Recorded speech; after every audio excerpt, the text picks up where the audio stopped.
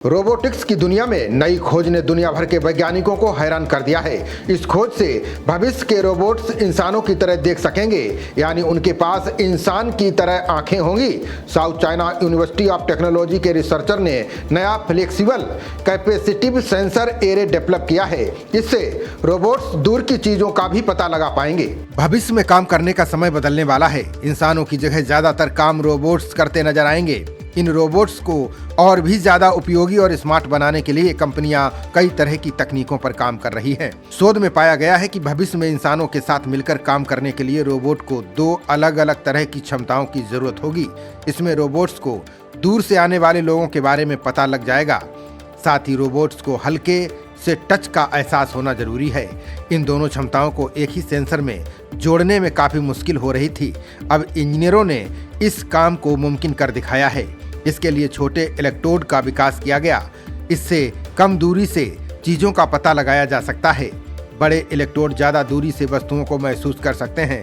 South China university of technology के researcher ने ये तकनीक विकसित की है।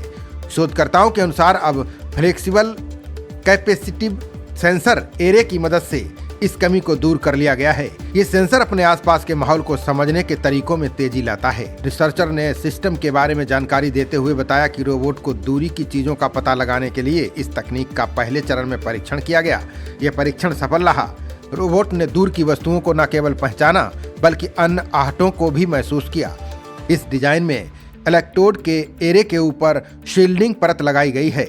इलेक्ट्रोड के आपस में जुड़ने और ढके होने के तरीके को बदला गया है। रिसर्चर का कहना है कि ये विचार इस बात से आया कि इंसानी आंख देखने की अलग अलग स्थितियों के अनुसार खुद को ढाल लेती हैं। जब हम किसी किताब पर ध्यान या जोर देते हैं तो हमारी आंखों की पुतलियां सिकुड़ जाती हैं ताकि बारीक डिटेल्स साफ साफ दिखें। जब हम किसी अंधेरी और दूर की सड़क को देखते हैं तो वे फैल जाती हैं ताकि ज्यादा रोशनी अंदर तक आ सके। यही लॉजिक इलेक्ट्रिक फील्ड्स पर भी लागू किया गया। रिसर्चर ने अपनी तकनीक के बारे में आगे बताया कि जब शील्डिंग लेयर सेंसिंग एरिया को रोबोट सिकोड़ लेता है तो सिस्टम अलग अलग सेंसिंग यूनिट्स पर फोकस करता है।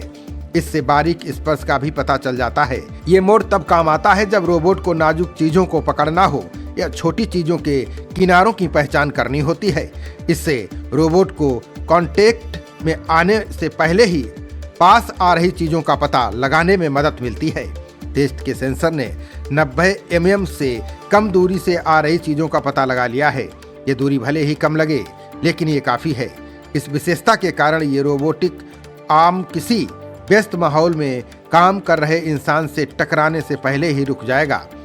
इन समस्याओं का समाधान हो जाने से रोबोट और भी उपयोगी हो जाएंगे। भविष्य में आने वाले रोबोट इंसानों के साथ काम करते नजर आएंगे। खबरों का सिलसिला जारी रहेगा। देखते रहिए जनप्रवाद। नमस्कार।